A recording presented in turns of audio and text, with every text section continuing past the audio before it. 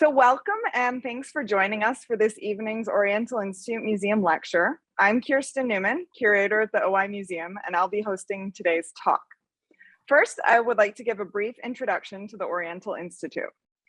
The Oriental Institute of the University of Chicago is both a pioneering interdisciplinary research center and a world-renowned museum whose aim is to understand, reveal, and protect the earliest civilizations of the ancient Middle East. With 350,000 artifacts excavated mainly by OI archaeologists, the OI Museum houses the largest collection of ancient Middle Eastern antiquities in the United States. Since its founding in 1919, a time when the Middle East was called the Orient, the OI has pioneered innovative excavations and comprehensive dictionary projects that serve as cultural encyclopedias of ancient civilizations. Of the 350,000 artifacts that make up the OI Museum collection, about 5,000 are on permanent display in the main galleries, which are divided up in regions of the ancient Middle East. In addition to the artifacts, the OI Museum collection also encompasses an expansive archive collection composed primarily of materials related to the OI expeditions of the early 20th century. Additionally, the OI collection also includes contemporary art pieces, such as large-scale paintings of archaeological sites and photographs. Works from the latter category are the focus of our current special exhibit entitled Antoine Severguin, Past and Present, which is open through the end of December. Tonight, we will be hearing from one of our collections research grant recipients, Father Dr. Iskandar Bcheiry. A few words about this grant. The collections research grant, made possible through the generosity of Jim Sopranos, brings a wide spectrum of international researchers from those at the graduate level to well-established professional scholars to Chicago to carry out research on an aspect of the museum collection, whether object or archival, and sometimes both. I would now like to introduce our speaker to you this evening. Father Dr. Iskandar Bcheiry, metadata editor at ATLA, holds a PhD in church history from the Pontifical Oriental Institute in Rome, and another PhD in World Christianity and Global Missions Christian Muslim Studies from the Lutheran School of Theology, Chicago. Father Dr. Bcheiry has published a collection of books, including An Early Christian Reaction to Islam, Ishuyab III and the Muslim Arabs in 2019, Hagiography, History, and Manuscript Culture, Studies in Syriac Christianity in 2018, and collection of historical documents in relation with the Syriac Orthodox community in the late period of the Ottoman Empire in 2010. He has also published numerous articles on the history of Syriac Christianity and cataloged several collections of Syriac and Arabic manuscripts.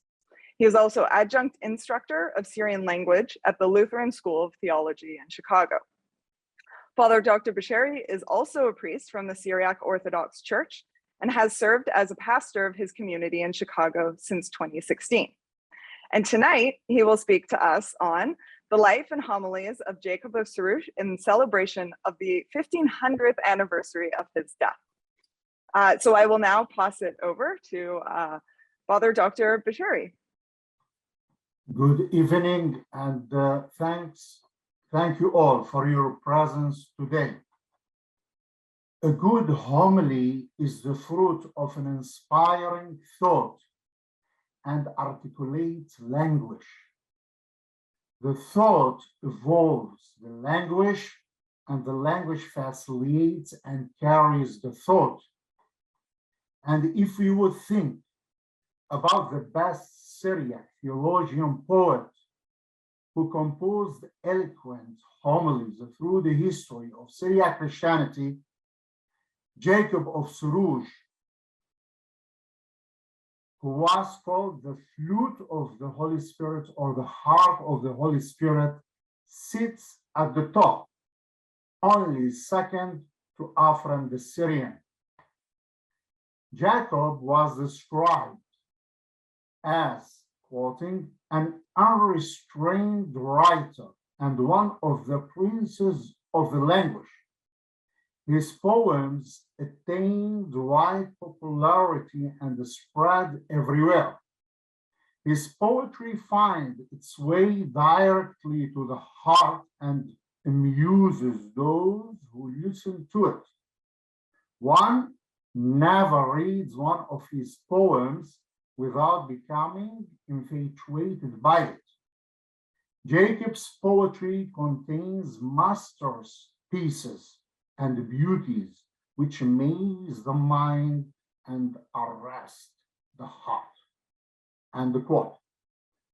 The few information about his life tells us that he was born in the middle of the 5th century, the son of a parish priest in the town of Batnan in the region of Serugh, within the province of Edessa, the center of the Syriac language and culture at that time. Jacob was ordained a priest around the year 470 and served as holy episcopos in his region. In 519, he was consecrated bishop to Batnan and died shortly after that in 521. Barhebrius, the scholar from the 13th century, mentions that Jacob wrote 760 metrical homilies, besides commentaries, letters, and hymns of different sorts. Among the few biographical material of his life, there is a metrical homily composed by Sa'id Barṣawm, the Syriac Orthodox bishop of Melitene in Anatolia during the 11th century. And the earliest copy of this biographical homily is found in the Syriac manuscript that I am intending to shed light today on it in my presentation.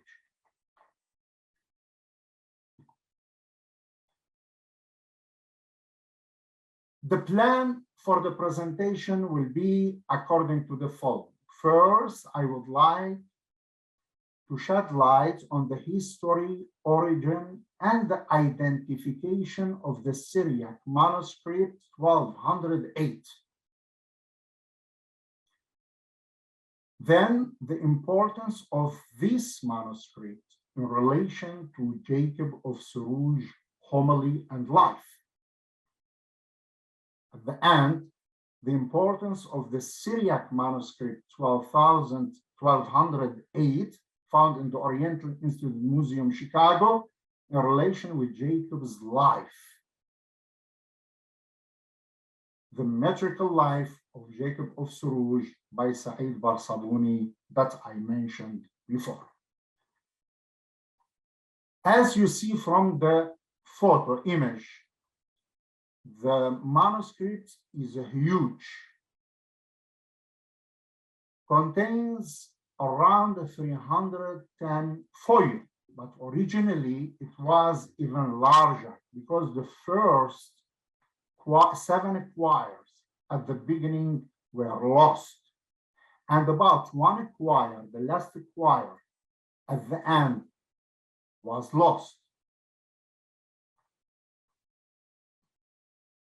The manuscript is written on parchment, 3 columns, about 51 lines for each column, in Syriac Strangeli script used during the Middle Ages.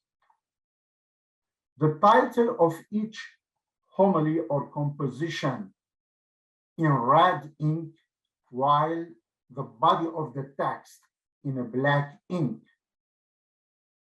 Most of the homilies has a number, were numbered, and we can see here, for example, the number of this homily here. From the type of the scripture, we can assume that it belongs to the 12th, 13th century, most probably 12th century. The size of the manuscript, we didn't mention that, it's about 23.5 inches for 17 inches, without including or measuring the margins. This is only the text here. If we add the space of the margin, the folio or the manuscript size is even bigger. Unfortunately, since the last quire of the manuscript was lost, we don't have the colophon in which the copyists record the information about copying this manuscript and the year and the circumstances. All what we know that this manuscript was copied by a monk named Stephanos. The manuscript contained mainly homilies by Jacob of Seruj, but also homilies and composition by other church fathers, such as John Chrysostom, Severius of Antioch, Basil of Caesarea, Afrem the Syrian, George Bishop of the Arabs, and others. And some of them are still not published and unknown. In this image, we can see the name of the copyist, Stephanos. Again, he recorded his name, Stephanos, and here also the name of Stephanos. In this small note written by the same copyist, it looks, we need to verify, but it seems that this manuscript was copied or has certain relationship with the monastery of Physicene, which was located in the region of Malatya, southeast Turkey. Most probably this manuscript was copied in the region of Militini, Malatya in southeast Turkey. Now, if we go through the folio, the pages of this manuscript, we can find certain notes in the margin, which I circled with a red circle. For example, here, let's say a monk in the monastery reading the manuscript. For some reason, there was ordination or something. He recorded a small note writing his name or asking the monks to pray for him or asking the one who will read this book to pray for his soul. This is an example saying Serugh, the deacon, means the Malke from the village of Zaz, was ordained deacon. And Zaz is village in Ṭūrʿabdīn, in the province of Mardin nowadays in southeast of Turkey, not in Malatya. Also here we have the same monk, Malke, from the village of Zaz. Here we have the name, is the owner of this manuscript. Let's say during the 18th, 19th century, based on the type of the scripture. His name was a priest Gabriel, the son of a priest Malke from the tribe or the big family Bet Qasro. And we know this family lived in the village of Basabrina in Ṭūrʿabdīn. It seems that this manuscript originally was copied in Malatya. After that, for some reason, the manuscript was brought into the region of Ṭūrʿabdīn in southeast Turkey, about maybe 300-400 kilometer distance far from Malatya. More than that, we don't know about the history of this manuscript. The first one who looked at it, examined, and described the content was Arthur Rubus, the famous scholar who spent many years between the Lutheran School of Theology and Chicago University, studying Syriac manuscript. He described this manuscript as a large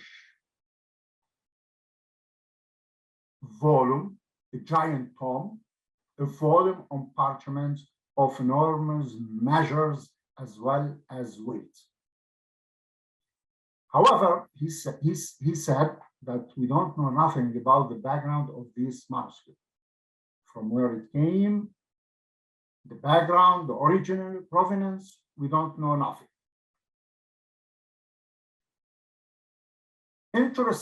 Interestingly, we have a small, interesting, important note written in 1911 by monk Afrem from the monastery of Az-Za'faran, Hanania, near Mardin, who visited and studied the manuscript, the Syriac manuscript in Ṭūrʿabdīn. He writes his name and the year that he visited, and he saw this manuscript. And we can identify this person. This person is the future patriarch, who became patriarch after that, Afrem Barṣawm, a great scholar, who really in 1911 went to Ṭūrʿabdīn, examined the manuscript found in the villages in this region and in the churches, and he did a catalog with description for many of those manuscripts, and his catalog just recently was published in 3 volumes. Now, when we go to his catalog, we find that in the village of Bas-Sabrina, he describes a manuscript identical from physical point of view, from the content, from the margin note, from the size of the length of the homilies. If there is something missing, he will write, then we'll examine in our manuscript the same item, subject, homily, which corresponds in the shape, everything. It is identical. So our manuscript in the Oriental Institute Museum, 1208, is the same one that was examined by Afrem Barṣawm in the village of Bas-Sabrina, in one of its churches. And under certain circumstances, it was brought to the United States and ended up in the Oriental Institute Museum. At least now we know from where it came. This is the map of Anatolia. This is the Malatya region. Most probably it was copied in one of the monasteries there around the 12th century. And during the 13th century, when the gradual, slow decline of the Syriac presence in this region occurred because many difficulties, there was a reverse migration toward the Mardin, Ṭūrʿabdīn center for safety. And it seems some monks brought with them many manuscripts from this region and were preserved in the monastery in Ṭūrʿabdīn.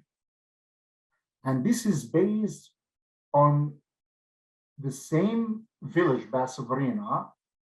Good number of the manuscript found in Bas-Sabrina, in their colophons and the notes, we can there is record that those manuscripts were copied in the region of Malatya. Means originally, those manuscripts were copied in Malatya, although they are found in Ṭūrʿabdīn. This is the map of Ṭūrʿabdīn, which corresponds to this region here. Now, most probably, it should, let's say, the manuscript was preserved in the monastery of Mor Gabriel, because it was prohibited for anyone to take a manuscript from the monastery into and possess it as his own. Now, every monastery, they had a guardian village,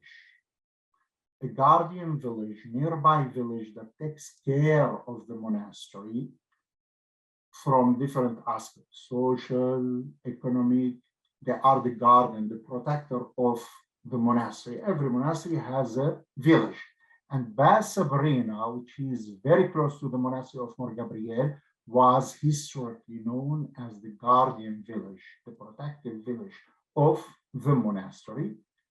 And it seems maybe one of the monks in this monastery brought this manuscript with him into Barṣawm, ended up there till the 19th century, 20th century, and until Afrem Barṣawm saw it, described it. Now, Afrem Barṣawm, what he says that this manuscript with others are lost during the First World War. There is no news of this manuscript during the First World War and after. However, based on the archives found in the Oriental Institute Museum, and here you can see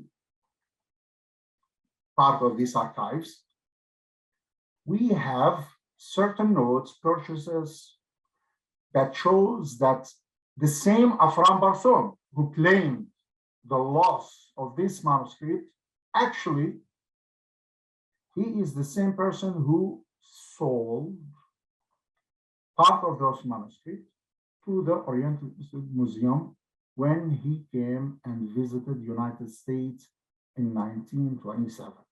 For example, here we have a purchase occurred in July 1st, 1928.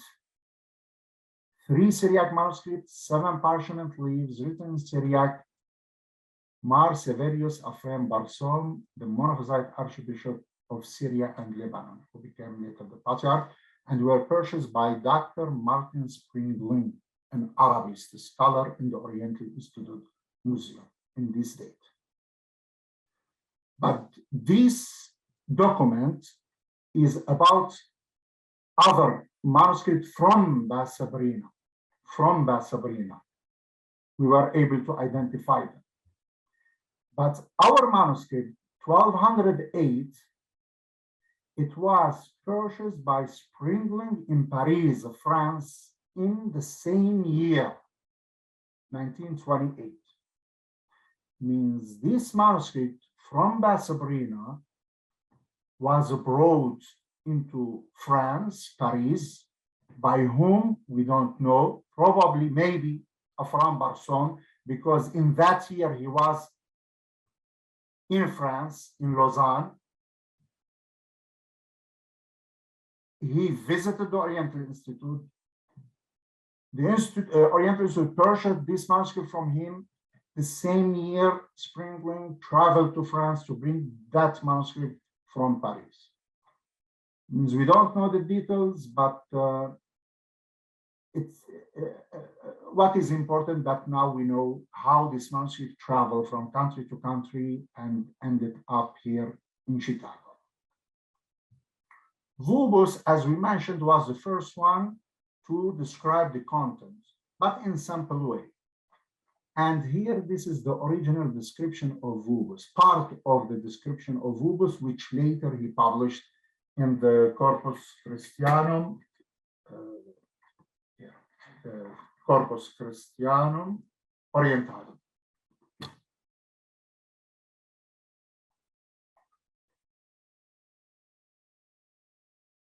Why this manuscript is important?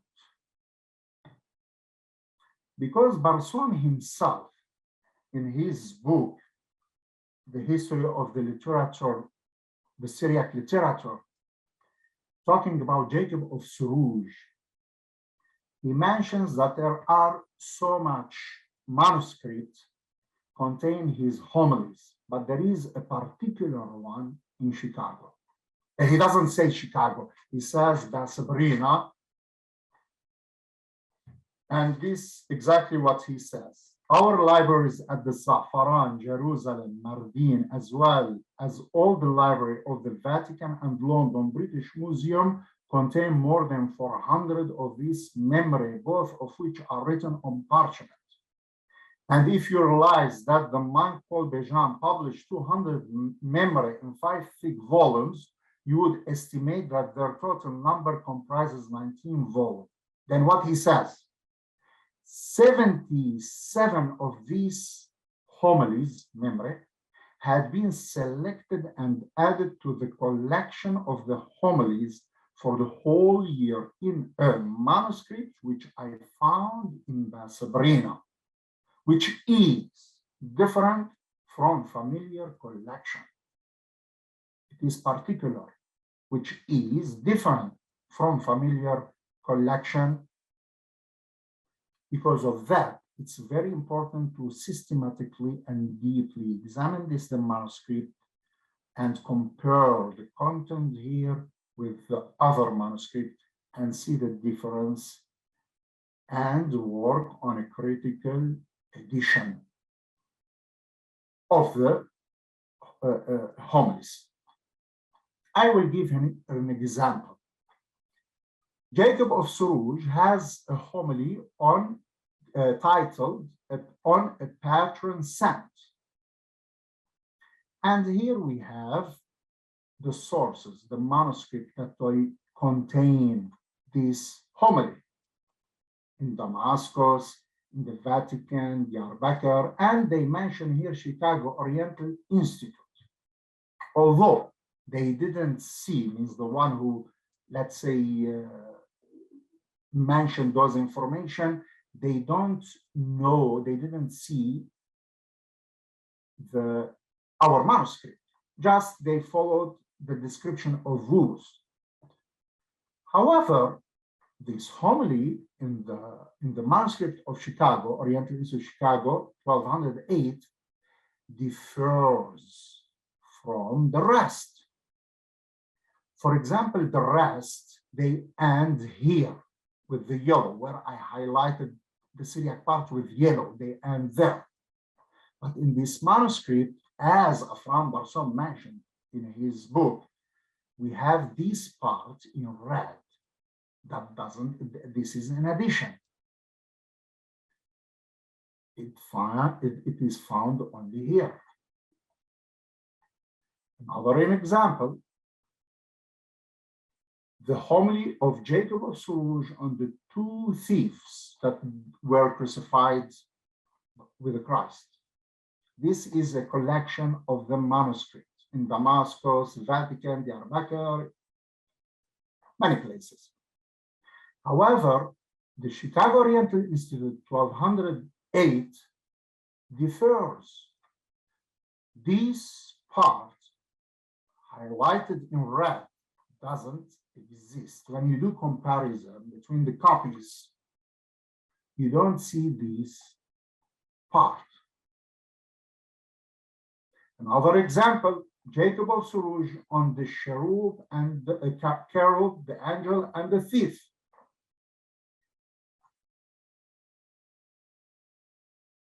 If you compare Paul Bcheiry, who published numerous homily of Jacob of Seruj long time ago, with our manuscript, you find that this part doesn't exist in Bcheiry.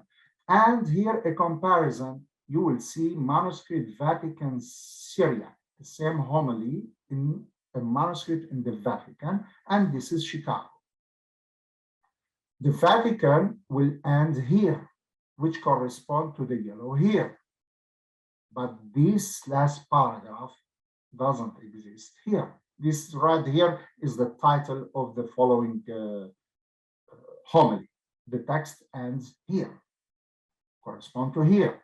What about this part?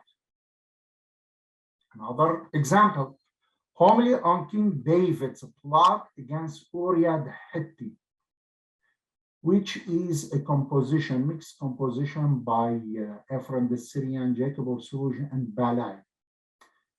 This part, when you compare Chicago, our manuscript, with other in the Vatican, Sachau, Berlin. This part, you don't see it. Another example, Jacob of Seruj on the crucifixion, number 4. He has many homilies on the crucifixion. And this is the collection of the manuscript.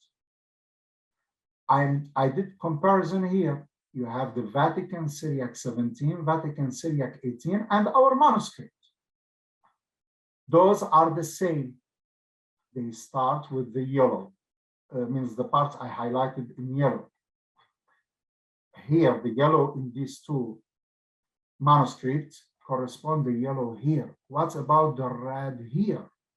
And the red here and the previous folio, means you have a previous, means before this folio, there is another folio, contains 2 columns, plus this column and this part. Almost half of the homily. But in the Vatican, you don't see it. There are thoughts. Probably this originally was part of 2 homilies, or maybe longer homily, as it shows here. But we don't have it there, because that we need a critical study and addition and comparison between the manuscripts. This is just to give you an idea about the importance of this manuscript, and this is just a few examples of many other examples. Among the content of our manuscripts in relation with Jacob of Seruj, there is a homily, metrical homily, about the life of Jacob of Seruj, written by Bishop Said Barṣawm, who was the Metropolitan of Malatya, Militini, in Turkey, Anatolia. Said Barṣawm was born in the middle of the 11th century in Militini. He became a monk in the monastery of Arnish, and he was well known in his knowledge in Syriac and the Greek language.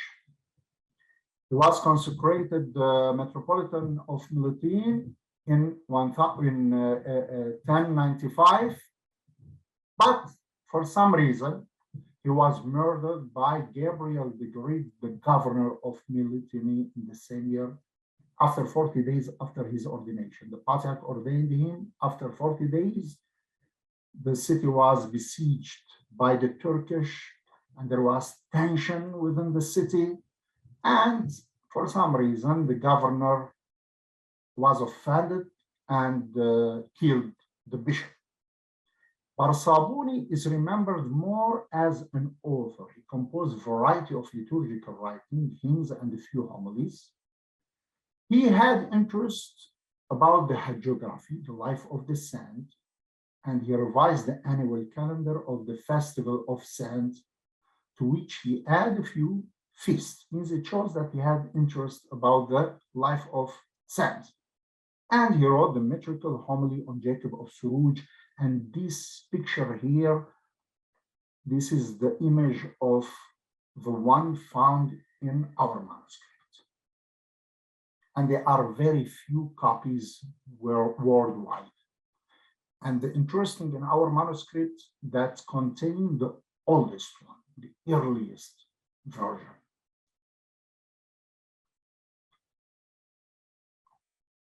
There is another copy in Jerusalem. And here, just to show you an idea, a comparative idea about the same homily found in our manuscript and the same homily found in the Syriac manuscript in Jerusalem. For example, this is a quote. In this homily describing Jacob of Seruj, he says, Barṣawm, Jacob is a vine irrigated with the water of Eden. that bore vines sweeter than honey of honeycomb. While in the Jerusalem copy, it says Jacob is a splendid vine that was taken from the Golgotha, that bore vines sweeter than honey of honeycomb. There is difference. This one talking about the water of Eden. Here, Golgotha, Jerusalem. Now, vine, a plant, it makes sense. Plant, water, irrigated, water became abundant. The water of Eden, the rivers of Eden, means I would support that the originality here, because the meaning goes connected. While here, there is kind of a jump, a little bit out of the context. Another example, when Jacob, was still growing up in the arms of his mother took him and went up to the altar. The Holy Spirit descended upon him and gave him wisdom and began to compose wonderful memory and teaching. While here in Jerusalem, it's much longer here, shorter. Also, another example, Jacob was 15 years old and no more when he was given the talent of teaching, when he started to compose his teaching. While in Jerusalem, Jacob began to compose elegant memory of teaching when he was only 12 years old. Here 15, here 12. Now, according to the monastic tradition and the hagiography, 15 years old, it was mentioned many times about a special age for certain famous father of the church, like Severus of Antioch, joined the monasticism at 15 years old. Yohanna bar Aftunia at 15 years old. And a few others, and among them, Jacob of Seruj, 15 years old, which correspond to the educational system and age in the Byzantine world. While here, 12 years old, a little bit off from the hagiographical tradition presenting the 15 years old as the age of joining monasticism. Now, the content of this homily. Barṣawm, when he wrote the homily on Jacob of Seruj, he realized, he was inspired by a previous hagiographical writing about Jacob of Seruj, written by someone known as George, the disciples of Jacob of Seruj. We don't know exactly who and when exactly, but before Barṣawm.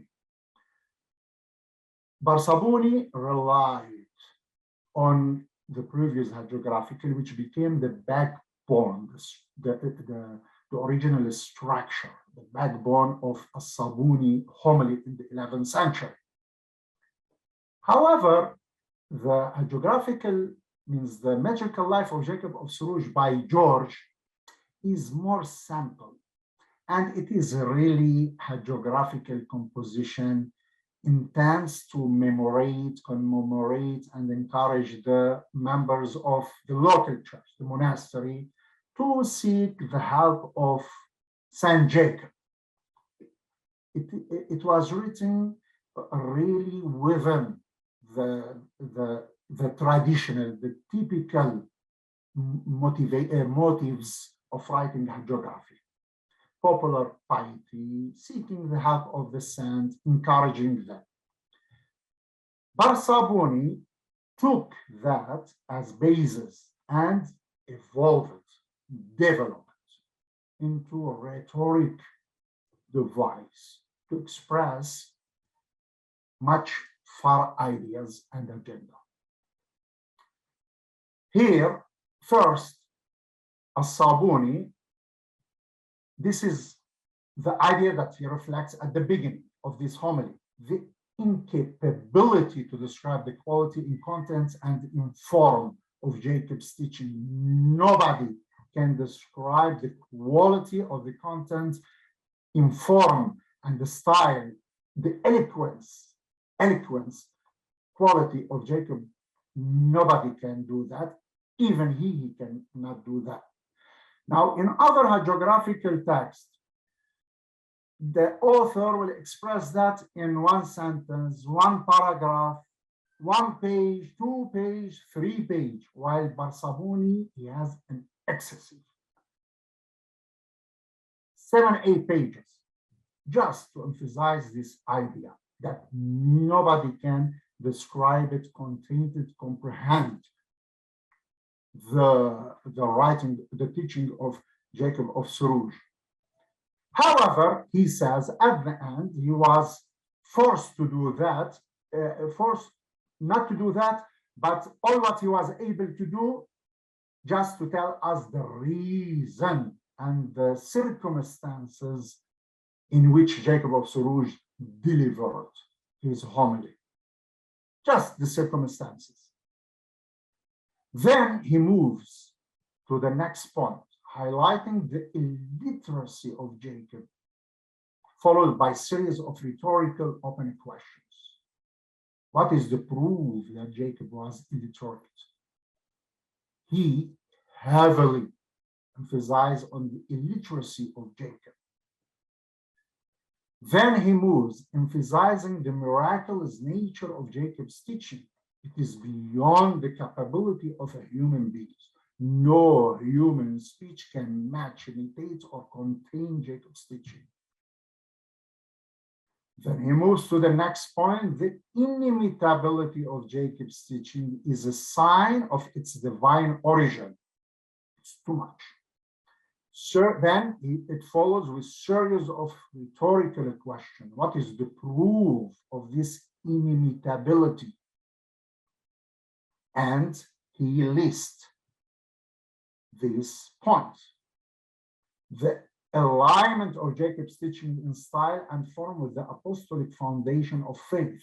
Jacob of Seruj was famous with his 12 syllabic meters, which is equal to 12 apostles. Means, according to Barṣawm, this was a sign. Why did he invent the 12 syllabic meters?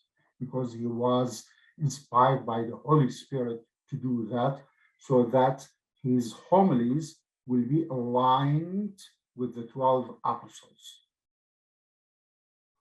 Even though we know that Jacob of Seruj was not the one who invented the 12 syllabic meters, and they were found even before.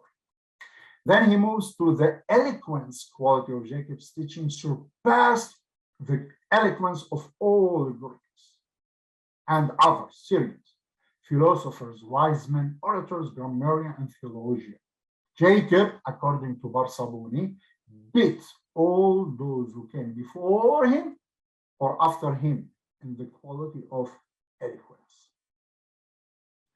Then one of the proof of the inimitability, the lost knowledge of the past and prediction about the future found in his homilies. Also the ease by which Jacob's teaching is perceived by all kinds of people. The illiterate and the educated, the rich, the poor, the far, the close. Anyone would listen to his homily, sung, recited, will be attracted. Then he presents a catalog of his memory, in which he wants to reflect, means emphasize the sufficiency, the comprehensiveness, and the effectiveness of Jacob's teaching for all kinds of need. What does that mean? That the teaching of Jacob is enough. You don't need more. Sufficient, comprehensive, and effective for all the situation. Then he moves to his question, rhetorical question. How come an illiterate man, Jacob, who belonged to a culturally according to Barṣawm, to culturally inferior people, Syriac, in comparison to the Greeks, be it all those who came before him or after him in the quality of eloquence. According to Barṣawm, there is a strong emphasis that the Greeks were the master of the language, the eloquency of the language. How come this Jacob beat all those before him and after him? Then he offered the answer. The Greeks were deprived from the divine gift because of doctrinal error, between two brackets, according to him, the Chalcedon, the Christological formula of Chalcedon, while the Syriacs were embraced generously by the Holy Spirit because they maintained the true faith. This paradox, this shift, occurred through whom? Through Jacob of Seruj. It was an instrument that lifted the Syriac while the Greek fell.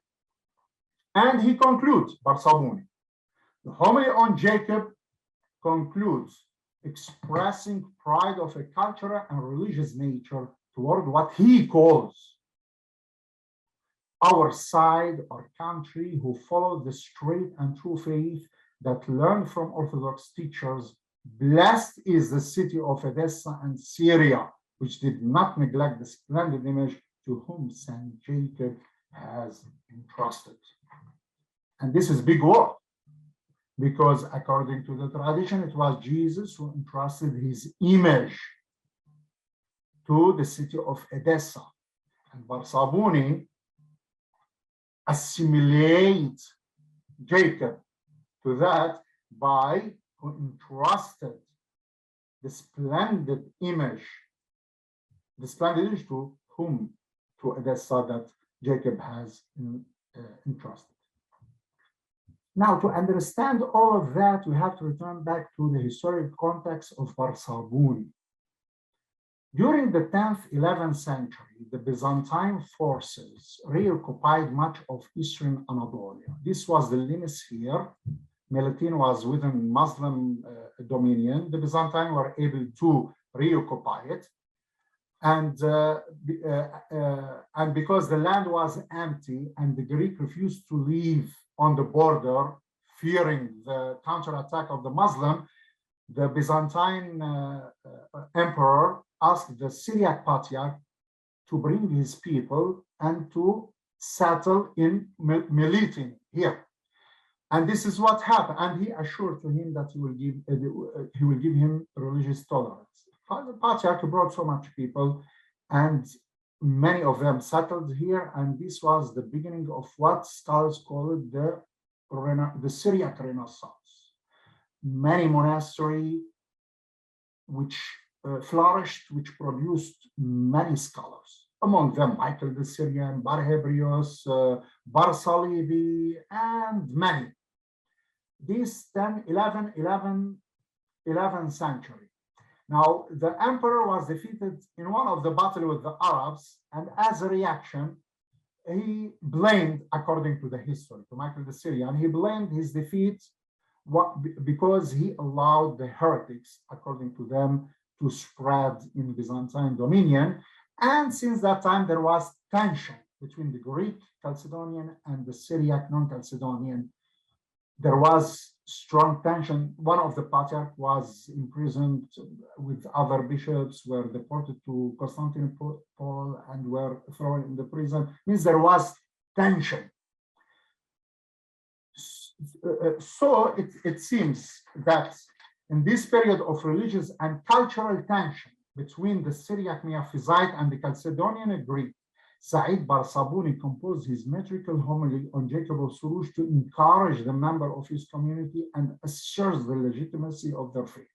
Therefore, he evolved the life of Jacob of Seruj from a typical hagiographical text that inspires the member of the church with popular piety to a rhetoric device which supports religious as well cultural identity. However, is there something else that Said Barṣawm intended to convey in composing his metrical homily on Jacob of Seruj?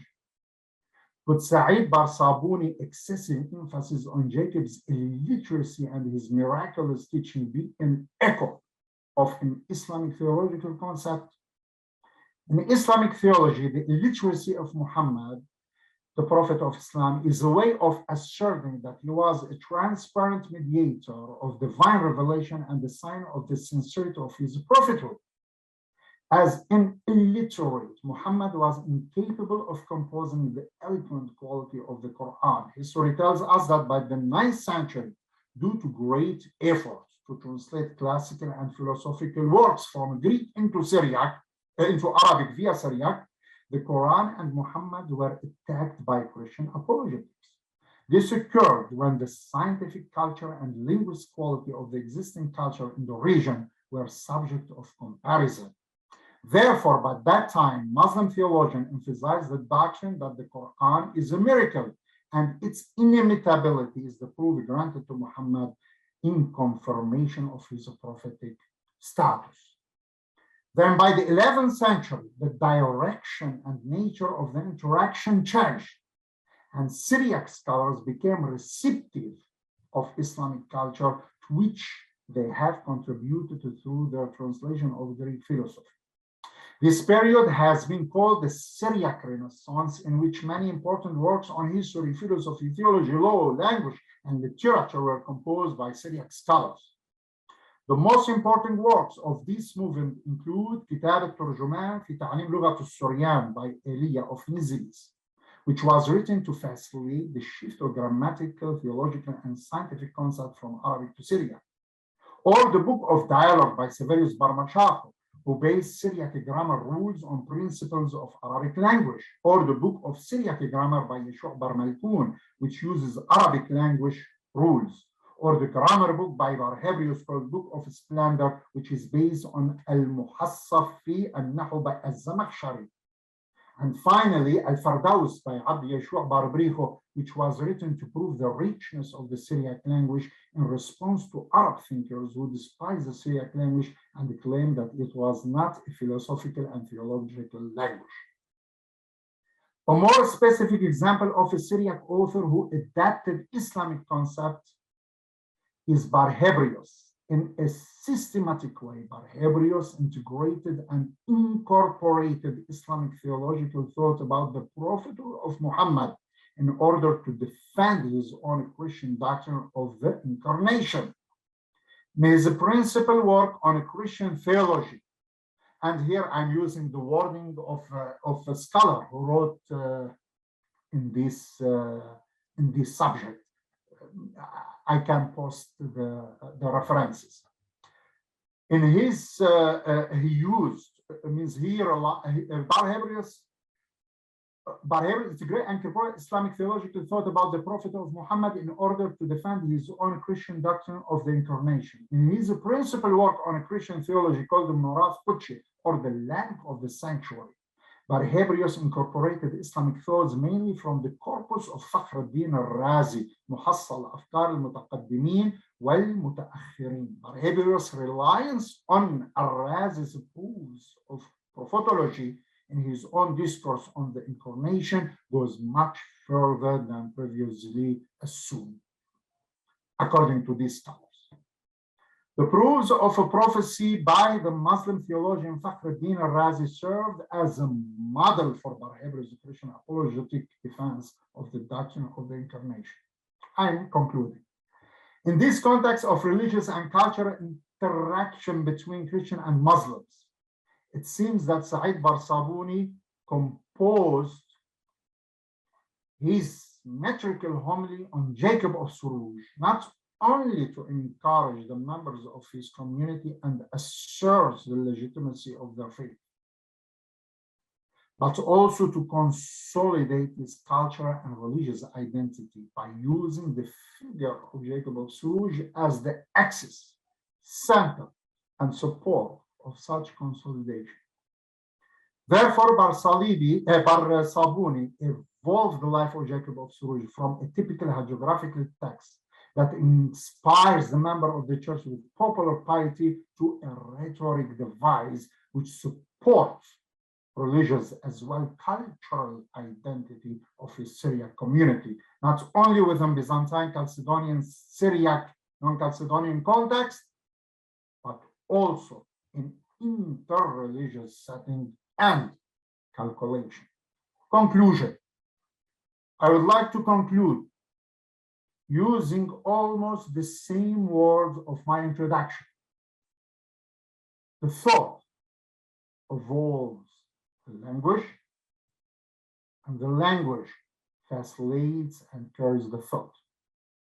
And if we would think about the best Syriac theologian poets in the history of Syriac Christianity, who exceptionally expressed his faith in vehicle of meaning and communication, that we call it Syriac language, Jacob of Seruj sits at the top among very few poets. Therefore, editing and translating the particular pieces found in our Syriac manuscript in the Oriental Institute Museum that we discussed today will be an essential step toward a soon published project. Thank you. And I would like to really thank from all my heart the members, the staff of the Oriental Institute who opened generously the door of the museum to study this collection with full support by granting me a grant and with immense help. And sometimes we try to avoid even mentioning the names to not forget other names. But I would like to say thank you to Kirsten Newman, Laura D'Alessandro, Helen MacDonald, and Susan Allison. Thank you very much. Wonderful. Thank you very much. This was a really interesting talk, and it was wonderful to learn so much about this one piece in our collection that obviously today it has not received the proper attention it deserves. I'll say to everyone, please, if you have questions or comments, send them to me now using the chat feature. So send them directly to Kirsten Newman. So we've already received a few questions, so I'll pose those. The first question: to what extent is Jacob of Seruj still an important figure in congregations today? Do regular churchgoers know about him and his words, or are his writings more a source for priests to go to when composing sermons? All right, Jacob, if statistically we count the surviving manuscript, for example, if we will talk about Cerus of Antioch, there are, let's say, 70, 80 manuscripts preserved. Jacob of Edessa, 50, 60 manuscripts preserved. Jacob of Seruj, the writing of Jacob of Seruj were preserved at least in 800 manuscripts worldwide. And this number by itself reflects its importance. His homilies became part of the liturgy, and we sing them in the churches. And they are beautiful, and they attract the ear with the colorful imagination. He has a very strong impact. Mm-hmm. I would like to mention a small story, a little bit funny, but which reflects. We won't mention names. A long time ago, someone a little bit had the habit to drink a little bit. And when he used to come to the church, will bring with him, let's say, a bottle of wine, let's say, and sitting at the end of the church.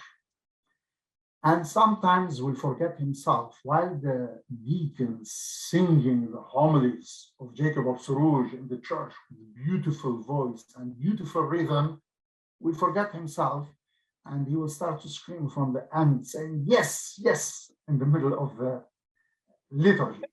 See how much enjoying the music, the rhythm, the beauty of these homilies.